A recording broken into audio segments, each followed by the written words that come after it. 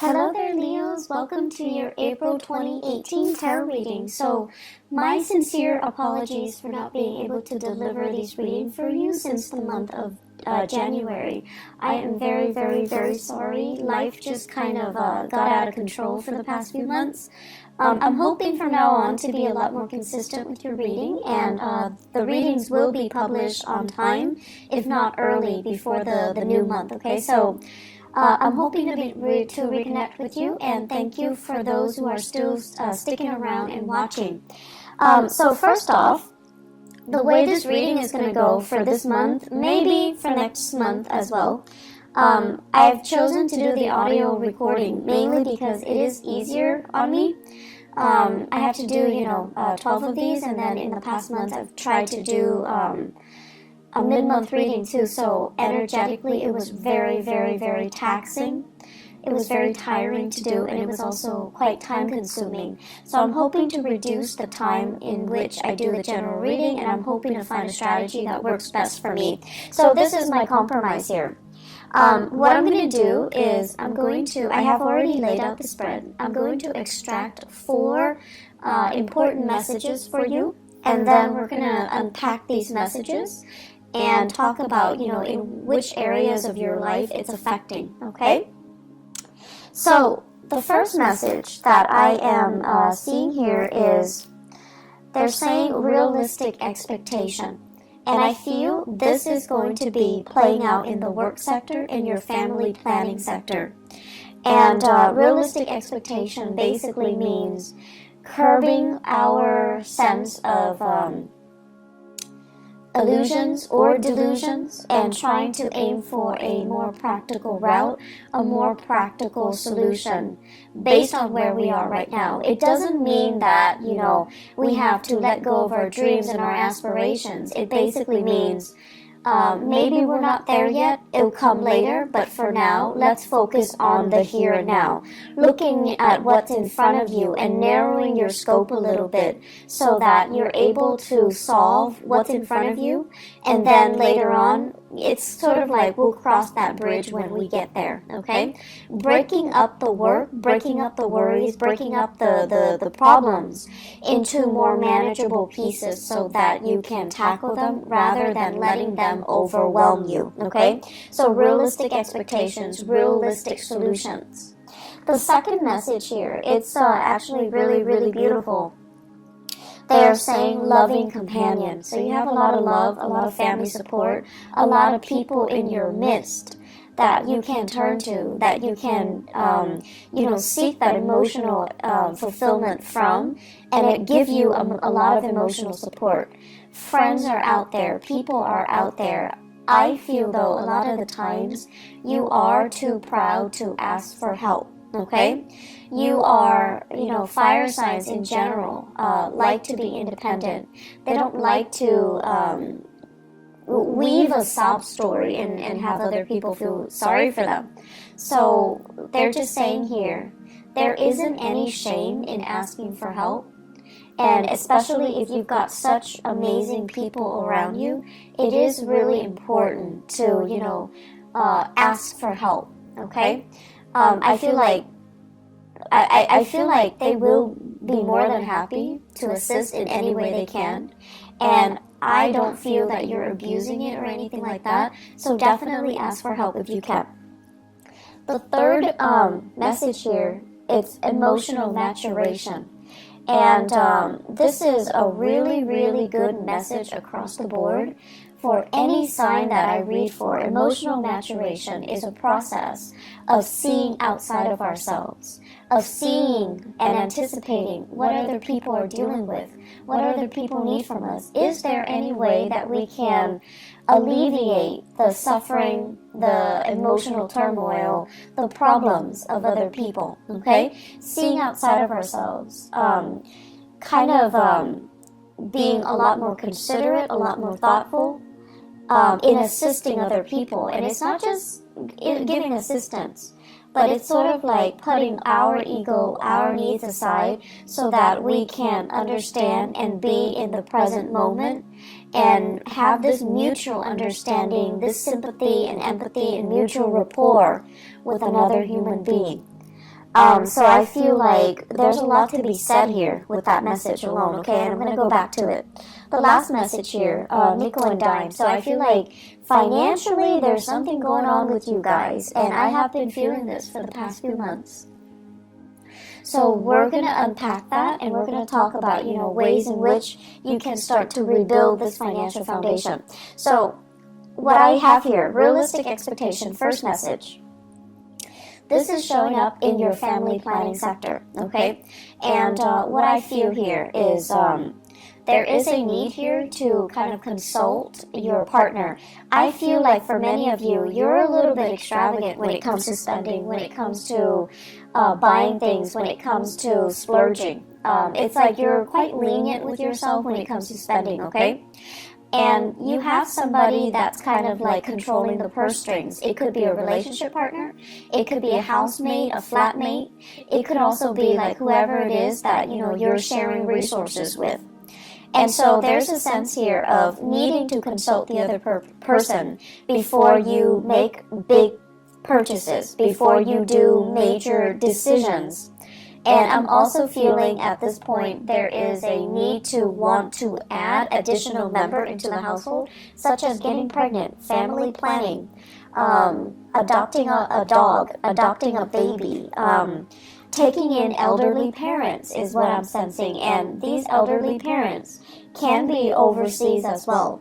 So I feel like there's this discussion, this conversation about getting more people into the household, or the household is getting a little bit too crowded, so why don't we leave the household and seek our own space, seek a bigger housing environment, or purchase a property outright. So I feel like there's some fluctuation here within the home, but either way, it points towards expansion, it points towards something bigger, something better, okay? And so financially, whenever we want to move to a house, or whenever we want to bring another person into our household, we want the best conditions. And I feel like with you guys, family means so much to you. There's such a huge influence in your life, and you want to do it big. You want to do it justice. You want to do them justice. And so you tend to be quite generous with the way in which you want to, give them that financial resources, or you want to do it big. And I feel like the other person that you're sharing resources with, they're trying to tell you to curb your spending. They're trying to tell you to be conservative, and they're trying to tell you more than anything to be realistic. And I feel like the past few months, since the November timeframe, many of you had to cut corners, you had to skimp, and you didn't like that. You didn't want to have to do those things. And so it's gotten to the point where you're actually sitting down, and you're going to have to, be very realistic here. First of all, with the spending. Second of all, how much am I making right now? How much am I spending? So, the financial inflow versus the financial outflow, trying to balance that out, and trying to not succumb to emotional spending, okay? In the career sector as well, what I do feel is many of you are working in a capacity where you're doing a lot of consultation. So I feel some of you are like, I see some people coming to you, and they're like, what do you mean by this sentence? What do you mean by this paragraph? What do you mean by this idea? Can you elaborate? They're giving you something, you revise it, and you submit it to them. So this can be a manuscript, this can be a transcript, this can be like an essay, a piece of artwork. You're working on a consultancy basis, and you're working on a project basis. And so the financial inflow might not be, consistent. It doesn't feel to me like a regular 9-to-5 work. It seems to me like contract work. It seems to me like you're getting paid on a contract basis. But either way, I feel like you enjoy the work that you do. You're getting positive recognition. And I feel many of you are at a point where your career is just starting to take off. And in about 10 months time, it's gonna take off. It's like you're preparing things right now. Right now where you are, it's a little bit of a launching pad, okay? Like a stepping stone. You're taking these minute steps, and then you're going to take off. But I do feel it's going to be in about 10 months' time before you finally make it, before you finally launch, before you finally start to make the type of money that you're hoping for. So right now, be conservative, be realistic, and have these realistic expectations, okay? You know, the whole process about skimping, it's not fun. It's definitely not fun when we have to really watch what we're doing, and we have to be, you know, really conscious of it. I'm also sensing many of you are in the public eye for whatever reason, and a lot of Leos actually are politicians, are great teachers as well, orators, lecturers, and things like that. So I'm not surprised that you're in the public eye and you have really strong, you know, charisma and stage presence. So if you are in the public eye, you're also being extra careful about what you're doing and how you're being perceived and how other people, you know, how you are portrayed in through even social media, even through, you know, newsprint. So I feel like you're trying to curate this persona so that you can, you know, maintain that good role model persona, so that you can, you know, be a positive influence for other people. So I feel like a little bit of management when it comes to how you portray yourself, how you want other people to portray you or to think of you, okay? So a little bit of like reputation management. Not in a bad way at all, but I definitely feel you're erring on the side of caution when it comes to your image, when it comes to your spending, and when it comes to being very realistic about what is expected of you, what you can and cannot do, and being very honest about, I want to say, portraying that to other people. Second message, loving, they're saying as well loving partner, but they say the first message is loving companion. In partnerships though, I feel like many of you are blessed with a very, very emotionally stable partner. And what's really interesting to me is a lot of the times, you know, So Leo, to me, the sign of Leo, it's very dramatic, okay? It's a fire sign, but it's also ruled by the sun.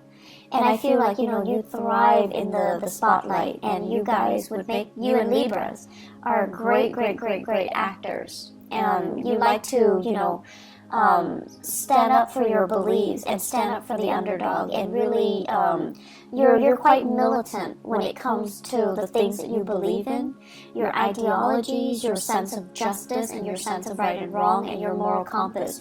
You're very apt about defending what you feel is right, okay? But I also feel like there is a sense of spectacle and drama associated with the things that you like to do. You like high intensity. And so naturally, I see a lot of Leo people naturally attracted to a partner that is a little bit milder, a little bit more distant, a little bit more emotionally controlled. And I feel like you're naturally drawn to these people because of differences. But you're also drawn to them because I feel like they make you feel stable. When you're interacting with them, they help calm you down. They help to really mellow you out. And because they're so calm and so cool and collected, they're naturally drawn to your energy. They're naturally drawn to that sense of drama and passion. And there's just immense chemistry. So you have a partner here that is very like, it's like a calm lake, okay? Someone who's really calm, and they're great under pressure, and they never act out of character. They never break that facade, which I think is really admirable. So you have a partner here that is kind of someone who's like, I don't want to say indulging you, because that sounds so patronizing, but I don't feel like it has any negative connotation. So for example, I see you guys excitedly, coming home, and you have this latest project, this latest idea that you want to implement, and you're like, talking a mile a minute, excitedly gesturing and telling your partner about everything that you experience and what you're planning to do.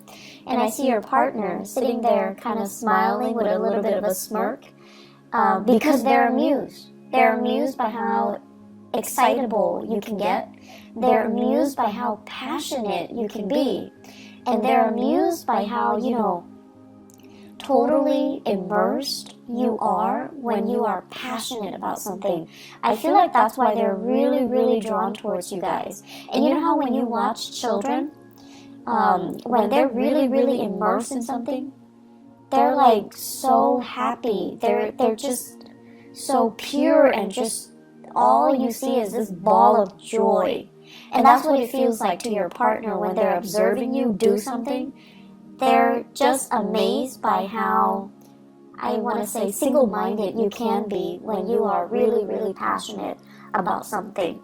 And so you've got a partner that is really emotionally supportive. You've got a partner that is, it's like they're willing to go above and beyond just to capture that moment, just to, sustain or recreate or to maintain that moment so that you can be so happy, okay? Like they love seeing that in you, and they're willing to jump through hoops to make it happen, just to realize your dreams, just to make you constantly that happy.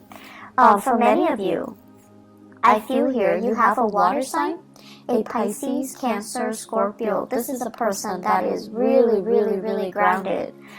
They love you, they support you, and they don't feel threatened at all by your achievement. So, needless to say, I just feel like a good partner should never feel threatened. A good partner should always emotionally support us from behind the scenes if they need to, okay? But some couples, it's really difficult for them to share the spotlight. But I feel with your relationship partner, you've got somebody that is really, really, really willing to get their hands dirty, willing to make it through with you, willing to, go through thick and thin with you. So you've got somebody who is really amazing by your side. For others of you, I feel here an earth sign, okay? So a Taurus, a Virgo, or a Capricorn. And I'm sensing so if it's an earth sign, the tendency is like this. You give them all these ideas, and rather than just being quiet, they're going to say okay, you can do this, but you're going to need to change these things. So it feels a little bit like they're poking holes in your theory, and you're going to feel like, but this is just the preliminary stages. I'm just thinking about this right now, and this is not the final product. And so you're getting a little bit defensive. But this person, the way that earth signs operate, they show they care by listening to you and giving feedback. That's just the way they are programmed, and that's just the way they operate. And they're not like the water sign where they can sit there and, support you from behind the scenes or, do anything that you help them. But the earth signs, if you need their help, 100% they will be there, even if they don't agree with you, even if they feel like this is like a pipe dream, it's never going to come together. If you need their help, and if they can be of assistance in any way, they're going to be there. They're going to be the one passing out the flyers. They're going to be, up at 3 a.m. with you drawing, making posters, painting murals, and things like that. So people show their love in different ways. People show their support in different ways.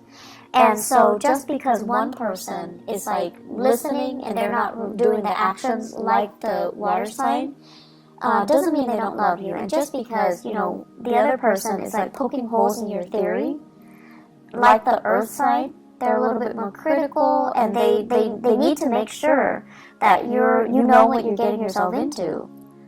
Just because they care. That's just the way they care. It doesn't really diminish the love and the support, okay?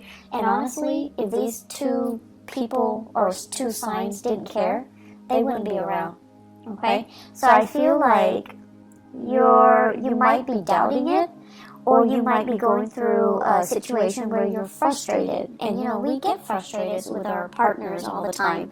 But during Mercury in retrograde, the energy is really volatile. So it is important for us to really put ourselves in other people's shoes, and especially learn to put ourselves in our loved ones' shoes and see how they feel about us, and see how they're trying to show they care through the ways that they can support you, or the things that they can help you with, okay? So I feel like you've got someone who's really loving by your side. Companionship as well, friendship, family, relationships. You guys have a lot of support. I do see this unconditional love coming from siblings. So for those of you who are fortunate enough to have siblings, there's this outpouring of love. They're babysitting you, they're watching the kids, they're cooking for the kids, they're taking the nieces and the nephews out while you're studying, while you're taking exams, while you're working overtime.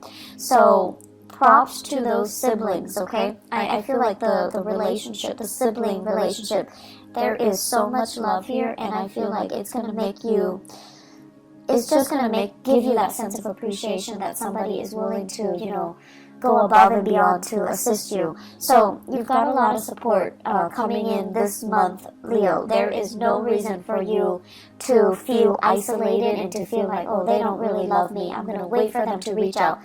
Don't get into that habit of only seeing things from your point of view and not accepting the way that other people show they love you, okay? Third message here, emotional maturation. So the emotional maturation message goes hand in hand with everything that I talked about before, the two messages that comes before. You're at a point where recently, as of, I'm seeing the time of Scorpio last year, so November 2017, things were a little bit rough for you. So I feel like there was a major disappointment here. There were major obstacles and major setbacks. I feel it playing out in your career sector. And I'm feeling it playing out, first of all, let me see, education sector, higher education, okay? I'm also seeing it play out with in-laws. So higher education, in-laws, and that rules the 9th house. So whatever the setback is, you overcame it, and it left you feeling very jaded and very emotionally distraught. If it happened with in-laws, you feel like, I don't know how they feel about me. I don't know if they like me. I don't know if I like them. So I feel that. If it happened in the higher education sector, I feel like you feel disillusioned. You feel like, is this the right field? Am I going to be able to get a good job? I've invested so much time. Am I going to be able to, you know, am I still in love with the work? Am I still in love with the profession? Am I still in love with the subject matter to be doing it for the rest of my life? So you have some major dilemmas or even major like turning points in your life when it came to your career and also education, okay?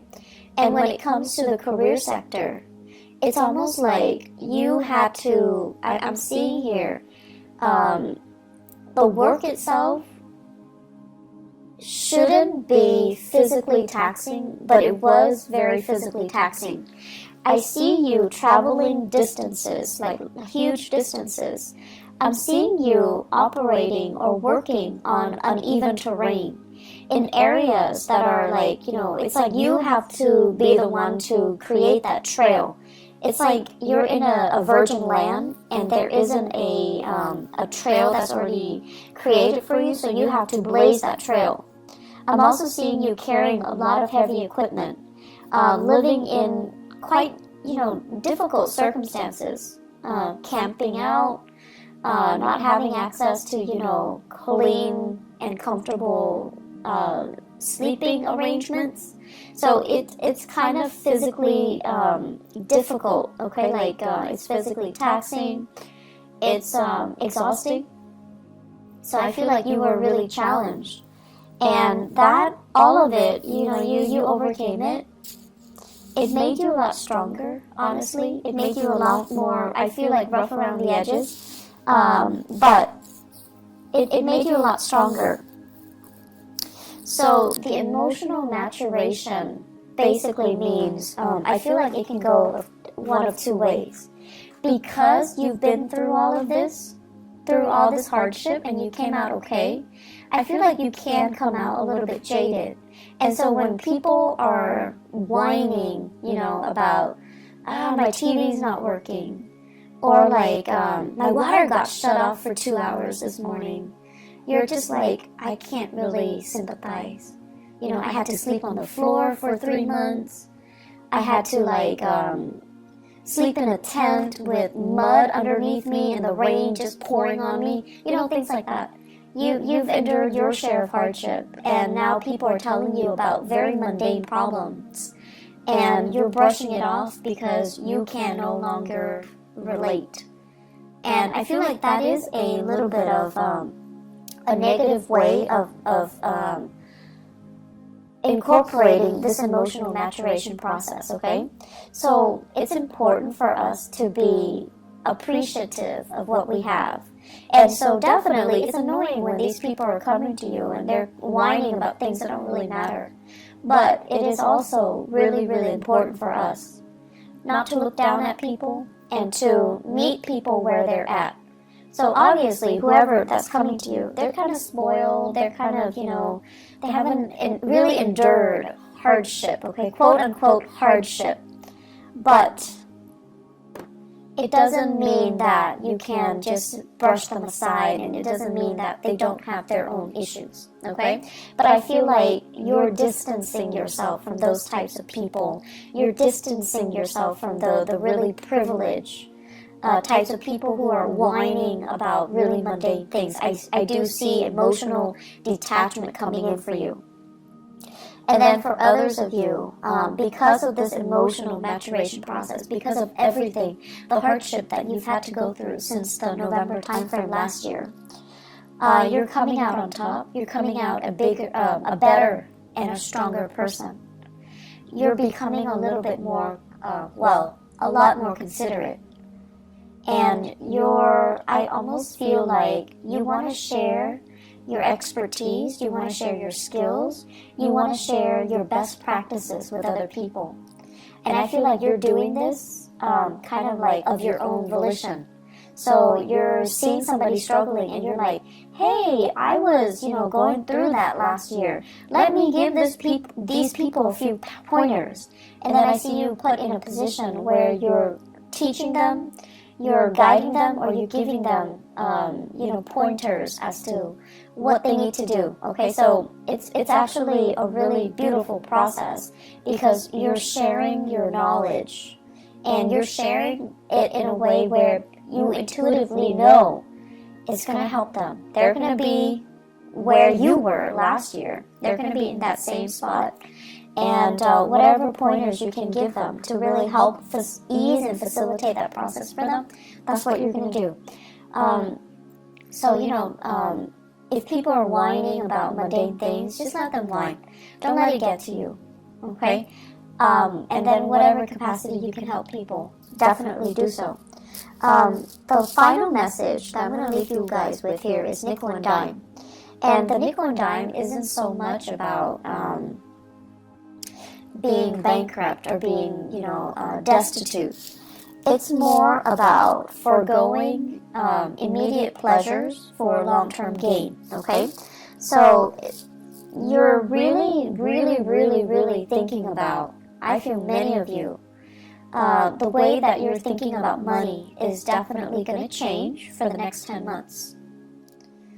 And the way in which I feel like your framework regarding money as a means to an end and not an end in itself. And I know that sounds really cliche, but it needs to be said. Because I feel like there was a lot of money wasted. A lot of money wasted for the past 3 years. And I feel like some of you know exactly what I'm talking about. Money that came really fast, they left your hands really fast. And I also feel as well, let me see, money that you thought was going to be around forever and ever and ever.